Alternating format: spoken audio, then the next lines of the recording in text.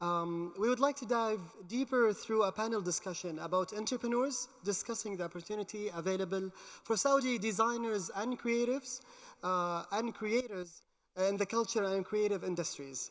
They will help us answer some questions such as, how do we transform the creative energy into a real job and into a business eventually? Do creators have to be entrepreneurs? That's actually an incredible segue, because a lot of the time we kind of struggle to translate our creativity into these different businesses and tools and entrepreneurships. That's why we have an incredible panel whose expertise actually diversify between architecture, engineering, and creative content.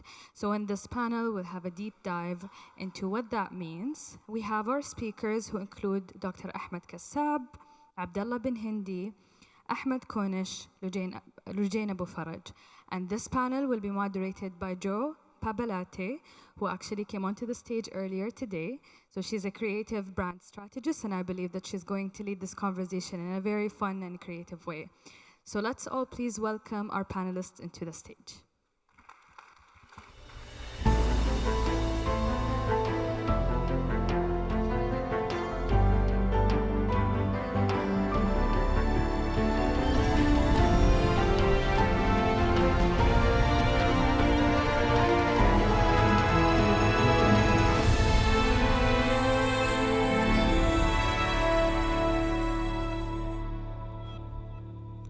Good evening again, everyone.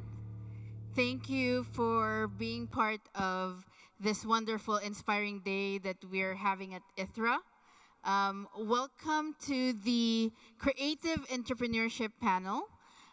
With you today is myself, Jo, and I will be moderating today's panel with creative entrepreneurs and design mavericks in their own right.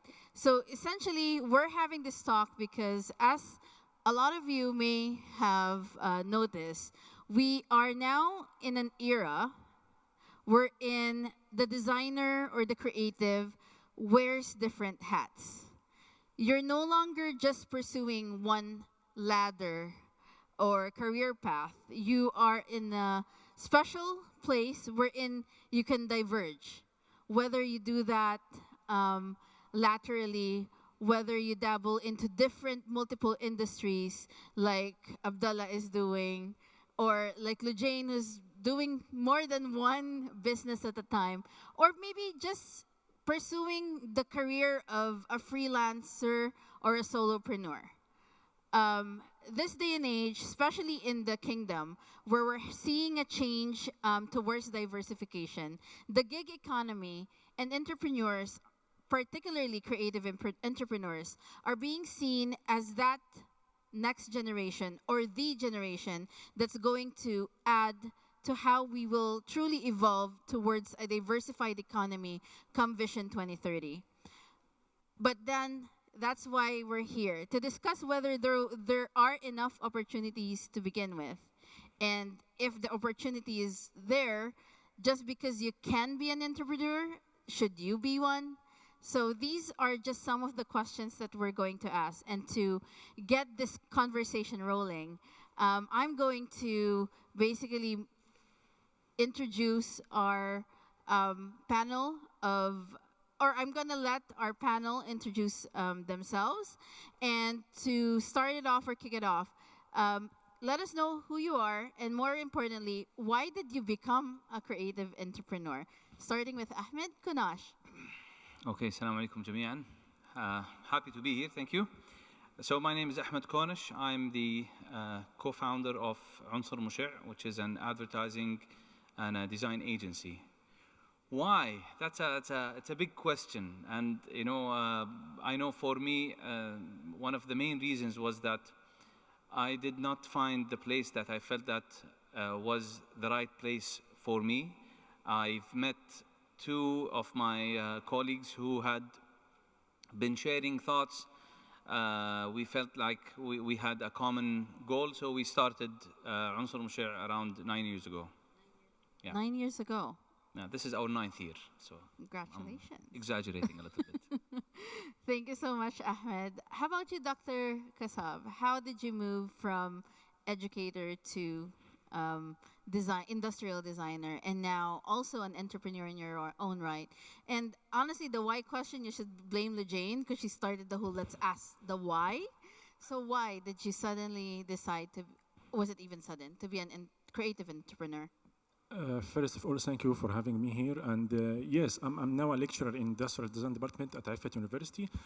And previously, I'm the CEO of a United Industries company in Egypt. This company is responsible for manufacturing any products containing of metal or wood or plastic, whatever the product is, and mainly about any products that no one else can do. This is my specialized area. Like my customers come only to manufacture what no one else will not be able to manufacture or design. Why? Because since I graduated and I became one of the leaders in the industrial design field in Egypt, I feel like I have a huge responsibility to push and help my community. And I felt after many years working in the industry that I will be able to help more faster if I am alone or working in my own company. So that's why I started, but I started after I became sure that I have all the facilities. I have the communications, the experience, and the resources. Yes. Okay, thank you. Was it the same for you, Abdullah? How did you get started, or more importantly, why did you become a creative entrepreneur? So my start was a little different. Well, my background is in architecture, and that's what I studied. So me and my partners, we immediately came back to Bahrain from university, and we just started with hit the ground running, like they said. And with whatever resources we had, it was just like our laptops and then whatever. And we just kind of built on from that. But kind of diverging into toys, that's kind of completely on a different spectrum. But the why behind everything is as simple as it is. And I don't think I need to have like this overly complicated answer, but as simple as it is, it just gives me a chance to create whatever I have in mind and bring it to life, be it like a playful toy, surreal 3D renders where I'm building a world that doesn't make sense, but it just allows a creative outlet. And I'm just using different tools, and that's it. So it gives you a level of creative freedom. Exactly, in a way. yeah. Okay. Lujane? With 2/3, which I co-founded with Sara Al-Arif in Dubai, our why was basically we want to see more brands that come from the region and eventually be exported outside instead of the other way around.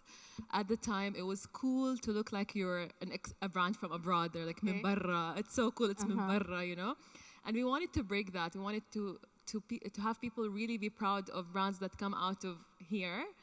And it's so good that we can export it outside. And that's actually what's happening right now with our clients. We're working with them to export their brands to Europe. And it's like we're turning the tables. And that was really our why. For Yekwoon, I mentioned earlier, it's just to create a beautiful space for kids to learn and enjoy Arabic through play. Okay. Well, so a lot of it seems to be like seeing something from the market that you wanted or you're missing from the market. Or wanting to be a part of it. Or wanting to be a part of it. And now more than ever, it seems like there's more opportunity for people to even come into the market quicker if they wanted to. But then, yes, like for you, you wanted all of the tools to come into play. I know, Ahmed, that you went all through the ranks before actually turning and building your own. But then is there a point where you think a person knows, or a designer in graduate school, for example, decides that, you know what, I should be a creative entrepreneur? I'm going to ask you, Dr. Ahmed, on this, since you also like deal with students and everything. Is there such a thing as starting too early as a creative entrepreneur? Is that a thing?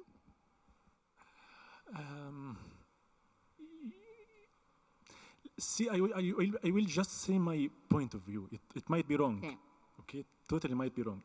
But I think, no, it's too early. You need to because being creative, how did you discover that you are creative? You need to practice first in the industry and discover where are you creative, in the design or manufacturing or assembly or what. Yani, I will give my example. I felt like, first of all, in the industrial field and the manufacturing, there is two sectors, mass production and services production. What is the meaning of services production? This kind of factories that not doing a specific product, they can do any product. Yeah. So I was working many years in this sector especially, and I felt like I am creative that I can use this kind of machine to do the same outcome of the mass production, but with very low cost and higher quality. And when I felt like I am creative to achieve this, I am the only one, let's start the business. But before that, how I can figure it out? What's my strongest points? Okay. So you wouldn't. So there are a few factors to consider. Give yourself time. Give yourself time. For you, Lujane, would you agree with that? I feel like I started my first business from university. So it was a magazine, Whitehead magazine. It was architecture and design. It was really cool at the time. It was the coolest thing. So I started with Maithil Mazroui in Dubai, and it was like, I don't know if I can, like, I don't know, I'm just a doer. Like, we get an idea, let's do it, and we start figuring things out, and you don't have the full picture of how to do things, but you figure out the next 3 steps, and then the next 3 steps, and the next 3 steps, and then you have a full, business. So I don't know, like, looking back, would I have done things differently? I don't know. I don't know if I'm that kind of person who would have went for a job, and I work much harder building a business. But like even talking to my husband, who is a banker and has a business training and graduated from business school, it's not the same. When you try it yourself, that's your school. So there's a part of there that, on one hand, we have here someone who's saying, on-the-job training, on the spot, is possible, and we have one who's saying that, maybe have the right tools or have a certain level of components in place before going with that. There's no breaking this tie because it's a dialogue, but Ahmed, your take? I think the question needs an objective there. I mean, it really depends. I'm sure when Lujane started this magazine project, it wasn't really for profit initially. It was for experimenting. It's a project that you can start. If you know what's the objective of this project, we can do it. I remember one of the things that my professor in university, when we were asking this question in a professional practice course, he said, you start your business when you have enough clients that are coming to wherever you're at. Let's say Ahmed is working in that company, and there are enough clients coming saying, I want Kassab. I don't want others to work on my project. Then he knows that he has a reputation, that he has a demand, then he can, if he goes wherever he goes, he will bring business. It's so easy to rent an office, furnish it in a fancy way, spend a lot of money on it, and it's so difficult to get clients through that door and get the business running and paying rent, not out of your pocket, but rather from the actual business. So I think it really depends. If the market was something that is saturated, if you're coming up with an idea that is a service industry, whatever it is, and there are others, then you really need to know what is it that makes you different than them. If there's nothing really, and you really need to be good at it, but if you're coming with something new, people will be more forgiving. If you start with a new product, that there are just enough people who are willing to spend their money and buy that product to sustain your business and grow it, then that's the right time. And I don't think there's a straightforward answer to that question. On whether it's the right time or not. And at the end of the day, we can look at it as you can start a passion project and that can eventually become profitable. Or you realize that you're pursuing something profitable, but then you get creative in how you grow it even further. Which I think is one of the things that I would love to know from you guys, knowing that you are creatives. How do you draw the line between, hey, I'm a creative, I want my creative freedom, I want to be doing X, Y, and Z, but then I also want to look at the business side of it. So how do you temper? I'm going to start with Abdallah since, you do the toy business, the designer toys, for example, and you seem like you're really exploring and experimenting. How do you catch yourself from going too far the creative route and forgetting that at the end of the day, this is a business? Yeah, so that's a great point of view as well, because I look at things, or well, the reality is that I have two sides to look at. One side is my own creative fulfillment, and then the other side is sustaining that creative fulfillment financially. Because if it's not just sustaining myself, it's sustaining whatever I'm making. Like if I can't actually pay to make whatever I want, that's an issue. So I have to stop myself sometimes and say, okay, this project sounds amazing, but I'm going to push this to one side, work on a bunch of stuff to actually generate income, and then later on maybe bring that back in. Because the reality is that you kind of have to balance yourself out. Like no, you can't have just like too much of one thing, and then you just kind of get out of touch in a sense. You kind of want to keep yourself realistic but optimistic, realistic but creative as well. So I feel like that balance definitely needs to be struck, and I find myself pulling myself away from the creative side, at least because I'm in the start of this journey, or relatively new. So the sustainability and the growth is a lot more important to me, at least now. Because I've already explored my creative freedom. I've done these designs, and that's where it got me to this point. So now I'm going to just basically develop. So this is something I struggle with on a daily basis. Like I always get ideas here and there. Like I could be driving down the street, and then I look at something and it's like, hey, that could be really cool. And I just write it down on my notebook or on my phone, and then go on to the next idea and try to get a sustainable way forward. But there's definitely always a balance that needs to be struck. The balance. Yes. Do you think that sometimes the best way to form that balance is by having a non-creative partner to a creative entrepreneur? Lejane? What I enjoyed, to be honest, is finding out that within me, like the creative versus the business oriented. Yeah. And I love exploring both sides of myself. I'm literally like I think 49% left brain, 51%. It's almost 50-50. So I have both. So I think finding that within myself is really interesting. But obviously, you need a partner who can complement your strengths and weaknesses, no matter what. Whether it's creative, even creatively, like I could be really good at big picture stuff, but like details, I need help with. You know what I mean? So you need that balance definitely with a partner. Yeah. And you're such a self-starter, so I can see how you kind of have your own internal dialogue. Yeah. But then we have like Ahmed Khonish over here, who went through all of the positions within the advertising industry before working his way to now managing like an actual agency himself. So that's a flip of script. How do you balance knowing what it's like to be a creative and having people, and just making sure that you're still keeping business afloat for everyone that's working with you? You don't? Okay. No. Thank you. I think one of the things that so my partner Ahmed Abdelatif and myself, we went to school together. We've been talking about starting a studio for like 5-6 years. You know, he went on to do his masters. I went on to do my masters. Each vacation we would meet back and say, okay, نروح وزارة التجارة, نروح وزارة الإعلام, get this, get that. But we wouldn't get those things done. And then while I was doing my masters in Canada, I met Bassam al-Mohammadi, our third partner.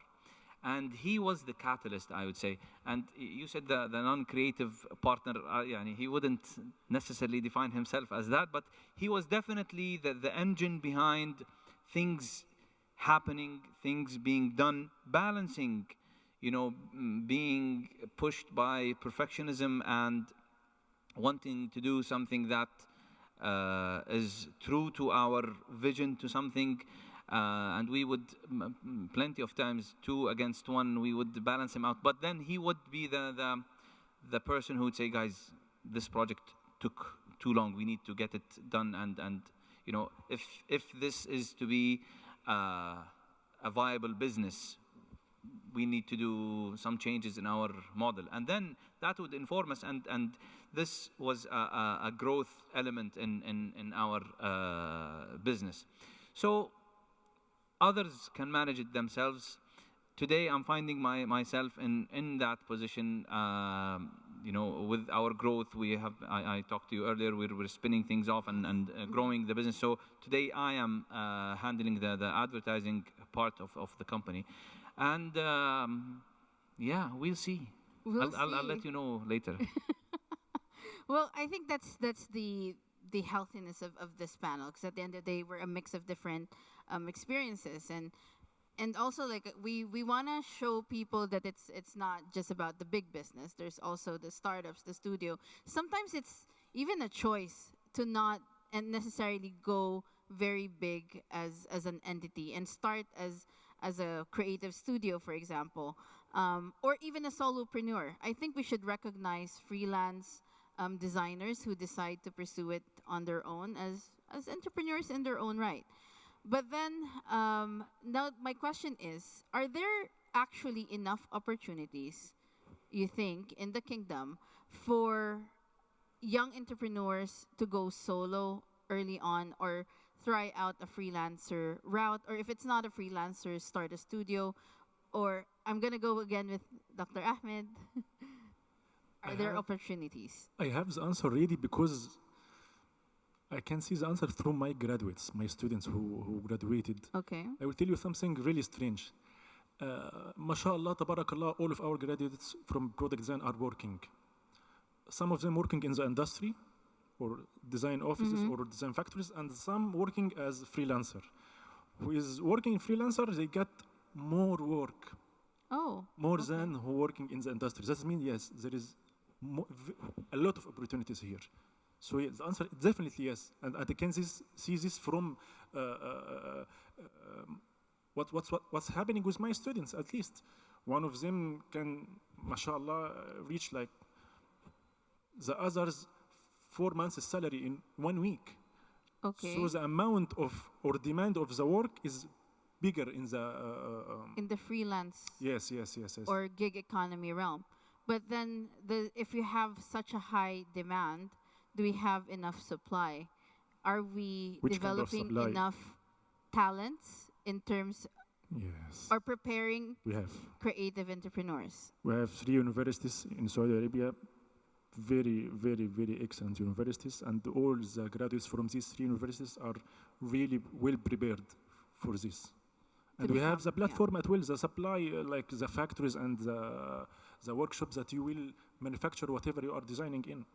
Okay, so there's readiness. How about in the region? I know you Lujane and Abdullah, you're dabbling all over the region as well, Dubai and Bahrain and all that. Do you see that there's this equal focus on the idea of having a stronger creative entrepreneur economy happening around you?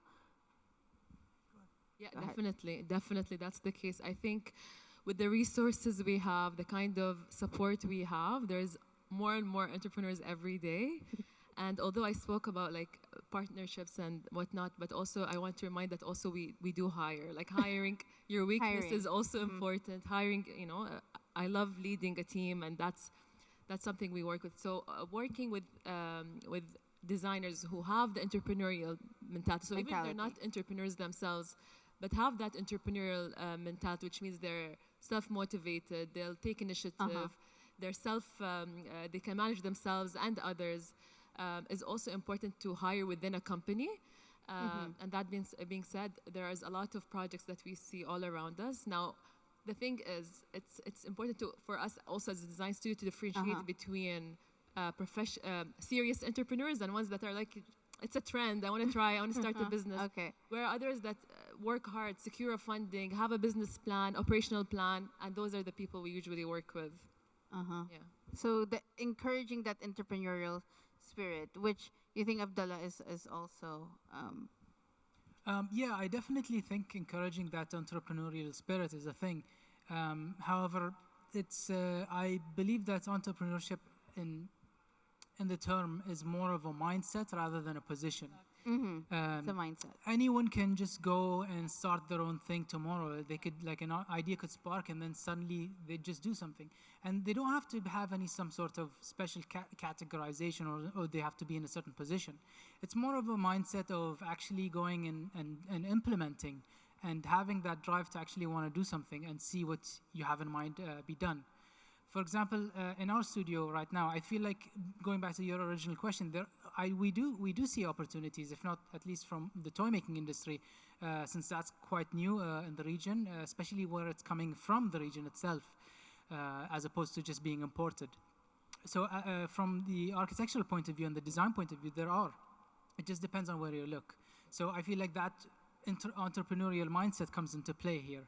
So definitely it's a mindset, it's an outlook rather than a position.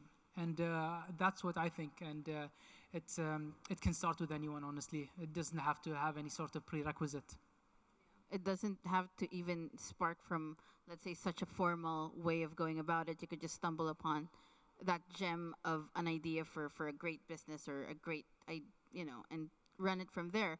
And I think, like, nowadays there's even that encouragement of that. Like, if you think of something, go ahead and just do it. And have the grit to see it through. The grit, but that's the important part, because the go-getting is there, and you're encouraged. There's a lot of opportunities, but then I've been reading a lot and talking to people, and what I've noticed is there's this like glamour myth of entrepreneurship. Oh yeah. Wherein, wow, I'm gonna be an entrepreneur. I'm gonna work my own hours. I'm gonna start a great big idea, whatever. But then what they don't know on the flip side is being an entrepreneur means sleepless nights. It's crazy, yeah. Never-ending hours and all of that. So what is that one thing that you wish you knew before you became a creative entrepreneur or an entrepreneur? بيقول لي the answer is no. No? I mean, I don't know if I would say that something that I wish I had known. I mean, it's quite, a lot of it is quite obvious, but sometimes when you are driven by a vision or by a passion towards something, you could be a little forgiving, or trying to have a blind, side to it. But then, there's I don't want to be discouraging here, but a lot of, if you look at the entrepreneur numbers, 80%, I believe, 85%, I don't want to be quoted on this number, but a lot of percent of startups fail within the first 2 years. Mm-hmm. And that is not a random thing, it's not very mind-boggling. It makes a lot of sense because there are a lot of challenges, and in a lot of cases there would, at least in my case, there came a lot of moments where, like, really, do I want to keep doing this? There's a lot of moments of self-doubt, and like, would it just be easier to have a job?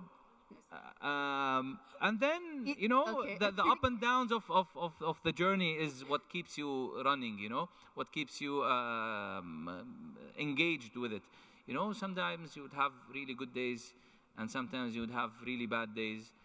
And this dynamics is what really gets it going. But I think Lujain mentioned hiring, and I think one of the things that really help is hiring the right people at the right time. Sometimes you can get really late in hiring the right people and finding yourself, in a way, stuck doing things that you shouldn't be doing. Mm-hmm. I'll stop here. Yes, Dr. Ahmed, I know you have a lot of points. I'm really happy that all of us, we are totally different in how we started. Okay. But I'm telling you something, if I will think now, what I wish if I knew before I start, nothing. Because the answer is easy. I studied everything very well before starting. And for example, I sleep. My sleeping hours became more. I became more free. Why? Because I studied everything very well. So I arranged all the design and manufacturing processes with my customers in a very creative way that will give me more time to work even in my PhD at that time, and can do some other community service like teaching in universities. One day, Wednesday was at that time. So, and I started without funding. Why? I depended on my reputation, experience, and I have already my own customers. So I will ask them for 50% before starting. So I have nothing to lose. So I studied everything well, like 9 years of studying before starting. So my case here is different because I think there's still investment there. It's the 9 years. So, exactly, yes. right? For everyone else, or not everyone else, but in some of the cases we're seeing here, it's like you get in there and then you work. That's why you're having all of the other components. Because this step was always in my mind that one day I will start my own business because I have a lot of barriers here. So it was a natural progression for you. You knew this is going to be. Yes, but when I never expect. How about you, Abdullah? Anything you would tell yourself to not do, considering you're the experimental guy? I'd say pace yourself. Don't take yourself too quick, because I was at a point where I'd learn things at a really rapid pace, but then I just wouldn't know what to do or how to implement everything I'm learning. So I think there's no set of rules as to how and when you decide to pick up things. As long as you're making it work for yourself and it's going at a flow you're happy with and you're sustaining it, that's fine. Scaling isn't some sort of race. For example, my toy business, it's just a one-man show right now. I do have a need to grow, but at the same time, I have to be realistic with myself. Should I grow right now? Should I scale in this direction at this point in time? The answer always has to be kind of brought in from yourself and how you see yourself taking this onwards in the coming years. Like, you could easily explore and just push things through and like hit the nitros and speed through, but at the end of the day, you just don't want to see everything you built burn down really quick. You just kind of slowly but surely build a solid base and then go on from there. It's more of a marathon. Exactly. Than a sprint. Take your time, work on things, focus on quality, and eventually things will just work out. Like, when I honestly, sitting here today, I really didn't think that doing my toys would bring me here. I was just doing my own thing in my room, in like a small room in my house, and with like a couple of 3D printers, and now I'm just like working on manufacturing. It's crazy, but at the same time, it's just a matter of how you like progress, take it step by step, and eventually you'll get there. That's great. And yes, focus on quality, please. Quality. May I? Quality 100%. Quality over quantity, necessarily? Yeah. You'd think so? Jane, please enlighten us. If there's anything you would tell yourself before you started, what would it be? You'll definitely not have more time for yourself, that's for sure. I don't know if I would, because I'm the type of person who loves challenges, and my mind would go numb if I didn't challenge my brain and what I'm able to accomplish. So no, I'm happy. Like, I'm happy finding out my limits and finding out, like, I still don't know a lot of things. I'm still finding out a lot of things, and every business I started was funded completely differently. My first one was, we got external funding, the magazine. My second one was, like you said, like, we already had a reputation. We had a list of clients that were ready to work with us. We started, so no risk there. Yekwoon, I actually put my personal money and funded it myself. And then with the toy, we did crowdfunding, where people pre-bought the toy. So I feel like I experimented with different ways. So there's no one path. There's no one path, no. No. You know, it would be very interesting if we had a fifth member here who's a VC or, you know, someone who's looking at entrepreneurship from a different point of view, who had funded or invested in a creative industry. And I know for a fact they would have, you know, different point of views. And I was, you know, this is something we had discussed, you know, backstage. It really depends on the objective of starting this business. If you are doing it to, you know, scale, grow, export, and become, you know, join the go public and all of that, is very, very different if you feel that, you know, there's a huge lack or a gap in a certain market, and you feel that someone needs to do that, yes. and I'll do it. I feel that I could do it and make some money out of it, and then maybe something else would happen in the future, acquisition, whatever it is. But you know, the purpose, the objective from the starting and get will go. determine Yeah. the path. I have to add to that though, even though you have to find your why, every business has to be profitable. Like money should be an objective. Yes. It has to be an objective. It can't not be an objective. Otherwise, Otherwise it's a passion not a project. business. It's not a business. It's not a business. So everyone that starts a business should have in mind, I want to make a profitable big business. That's definitely That's it. great. Yeah. But that's not the engine. or That the should fuel drive, That fuels the engine. yeah. Yeah. You know, usually when people ask about how do I know what I'm passionate about, I think, you know, a passion project, the way was defined here, is something that I believe in. Is, you know, a passion project is something that you would do if money was not an issue. Yes. If you don't want to be profitable, if you want to do it for self-fulfillment mainly. And another point will help you to discover yourself more.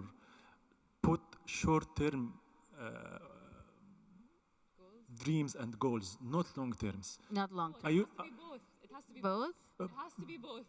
because my Okay. long term, for example, my long term was to be design manager in some company, and now I'm the first consultant for this company. So I became more what I dreamed because my approach changed.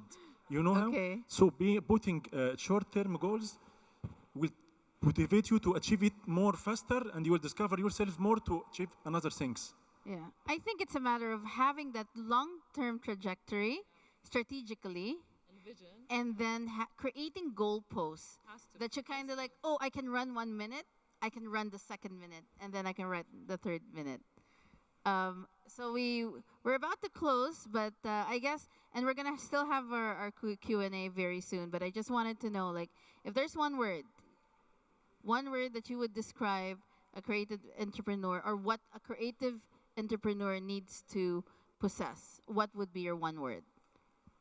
Self-motivation and drive, and ability to take an idea to execute, you know, To the very end. to actually execute. I think this is the key to any successful entrepreneur. Is a lot of ideas are everywhere. Everybody has amazing ideas. The ability to actually materialize it and make it happen is really what it is. Doctor? Never say I can't. Always keep testing your limits. How about you? For me, I'd say it's discipline. Discipline. Without discipline, you'd be all over the place. Focus on what you can do now, and then focus on what you can do later. Because once you're done with now, you're at later, then that becomes the now. So discipline yourself, and then you can do anything. LeJane? So everything everyone said plus grit. Grit. I think grit is a great way to end today's panel. That was very exciting. We'd probably end up taking this outside to the coffee shop if you'd like to join us. But certainly such an insightful talk with everyone. And with that, we open the floor to let you join us in our conversation. If you have any questions, please just raise your hand. And we are also, feel free to also ask your questions in Arabic. Our panel will be more than happy to answer it. Thank you.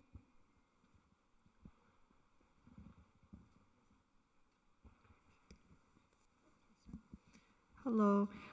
So my question is, as you guys all started businesses and worked on kind of new ideas, do you think that it's always a goal to make your business go like international or worldwide? Or do you think that sometimes the business actually works and is better when it's just for a group of people or just for a nation? And that also goes into the ideas of, does a business need like a lot of employees, or does it need like a big group of people working on such a business, or can it just be 2 or 3 people that are really passionate and can do all of this work without like all the employees and all of like the outsiders, like for example like a building or something like that, where it's just for the outsiders to see that this business is getting big? Okay, that's a very loaded question to start with. How about we divide it? Because it's 2, right? One is internationality and regionality and locality. The other is on, do you really need to go big or go home? So I'm going to start with internationality. Jane, perhaps this is of interest. It depends on your business and your goal as a business, your target audience. So no, not every business, definitely not every business should aim to do that. Only when it makes sense and only when it is in line with your why and your purpose and your vision. So no, it can be the best small business, you know what I mean? But you have to be the best at what you do best. That's all. How big, how small, it's a strategic decision you make as a business owner. So there's no like right way or wrong way, yeah. And then the second part, you'll do. Ahmed? I'll sum it up. It really depends on the business. And it's a question that I would ask myself a lot. And I don't think there is an answer to it. But, the more people, I remember I was having a chat with Tariq Atrisi a couple of years ago, and I asked him, like, are you hiring, are you growing the team? He said, no, we're not. I said, why? He said, the more people you have, the more people you need to manage them. And it was quite true, but then that's his business model, I'm working on niche projects, specific kind of projects. It really, really, really depends on the business and the business model and what was the objective of actually starting it. Okay, does that answer your question? Yes, ma'am. Could we please? I have a question about if I keep getting you said to start being a creator, you have to set goals and small goals to reach more than what you dream of. So for that, if I keep getting, because of college and stuff, distracted from the path that I want to reach. So it all depends on time management. But if I keep getting distracted, the thoughts would get lost during the way. How can I manage to at least fulfill the dream that I want to reach of being a creator? Abdullah, I think this is a good question for you because you also have multiple things that pop up. Well, as someone who's kind of managing two businesses and on the verge of even launching some more, it's definitely something that you have to kind of look at yourself. Like you look at what's going on at the moment, and kind of if you want to execute everything properly, you have to really look at what each thing requires, and then seeing how you can fit that into your day-to-day life. Because it's all about what you can do on this day, because you have to take yourself day by day as well, and be realistic with yourself. So eventually you're going to have to make sacrifices. Like I know for a fact I've made a few sacrifices. I'm not being as social as I'd like to be, but I'm focusing on what I can do and what I can do in terms of my creative output as well, both from the architectural and design point of view and in terms of the designer toys and collectibles. So they're two completely different things, but managing those definitely needs a lot more fine-tuning than you'd think. It takes time, but the more you experiment with it and the more you kind of play with it and immerse yourself in it, you understand what each requires of you, and then there you can kind of organize your lifestyle around it. Can I add one more thing? Work on it every day. Make time for it every day, even if it's half an hour. Just work on it every day. May I add something here? I know I talked a lot, but I have an experience that I would like to share. 2 years ago, I decided to kill one of the projects that I was working on for 6-7 years, which is a t-shirt business. I started it when I was studying abroad. It was more of a passion project. I tried to turn it into a profitable business. It was for a while. But then there was a crossroads where this was growing, that was growing. One was growing in a pace that was a little bit more. And being a father of two and having more people in the other business, I think the key word there was sacrifice. And I think at the end, you will always be distracted by something, even a thought of something that might be interesting, that might actually, that you might find someone else in a couple of years who had the same idea and grew it and had a successful business, and I would say, yeah, I had that idea 2 years ago. But then you would have to be in peace with that. And in my personal experience, sacrificing that other business was something that is sad. However, it was, like a springboard for other growth in different areas. And I'm not only talking about different businesses, I remember I read an article saying you have 4 things in life: social life, work, family, and health. You can only have 3 if you focus in certain things. And it was a sad realization, but it's quite realistic. You'll have to, if you want to go 100%, you can only go 3. all 4 personally.